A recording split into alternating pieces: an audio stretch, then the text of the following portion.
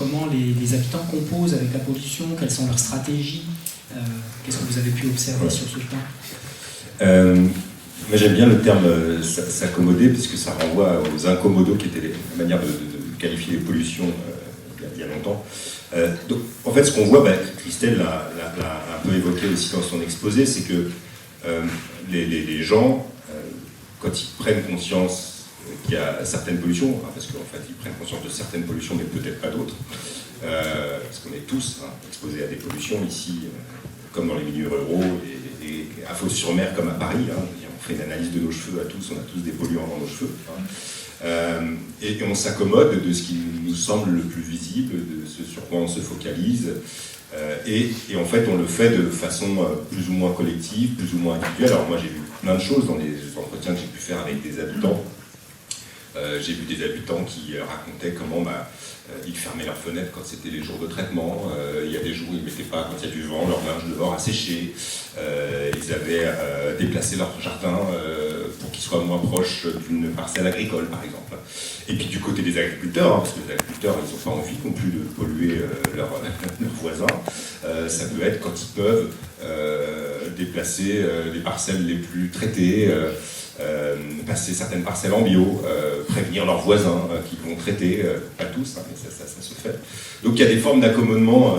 Voilà. Moi, ce que j'aimerais insister, c'est peut-être aussi ce que peut apporter un peu la sociologie par rapport à ça, c'est les inégalités sociales de ressources pour pouvoir s'accommoder, en fait. C'est-à-dire que, par exemple, on parlait du déménagement. Évidemment, il y a des gens qui ne déménagent pas et qui s'accommodent, mais il y a aussi beaucoup de gens qui aimeraient déménager et qui ne peuvent pas déménager. Avec en plus un cercle vicieux, c'est-à-dire que si on déménage parce que c'est à cause de la pollution, en fait on ne doit pas trop dénoncer la pollution parce que sinon son bien immobilier perd de la valeur. Enfin, voilà, il y a des dynamiques qui se jouent. De la même façon, je renvoie aux inégalités, il y a s'accommoder de pollution dont on voit les effets très directs, et s'accommoder de pollution dont on voit les effets très directs, très indirects. Il y a pas mal de travaux maintenant, et en France ça commence à devenir assez fort, qui montrent que par exemple les gens les plus polluants, et qui ont les pratiques les plus polluantes, donc c'est des gens qui sont en général de catégorie sociale très élevée, qui ont des loisirs de riches, qui sont très polluants, très utilisateurs de carbone, de chimie, etc. À l'inverse, les gens qui ont des pratiques de consommation très contraintes peuvent être beaucoup moins polluants dans leurs pratiques, et ont beaucoup moins de ressources aussi pour se protéger des pollutions. Et pourtant, ça va être des gens qui, dans les politiques publiques, vont être accusés de ne pas en faire suffisamment, par exemple parce qu'ils ne trient pas leur plastique, ou parce qu'ils ne mangent pas bio.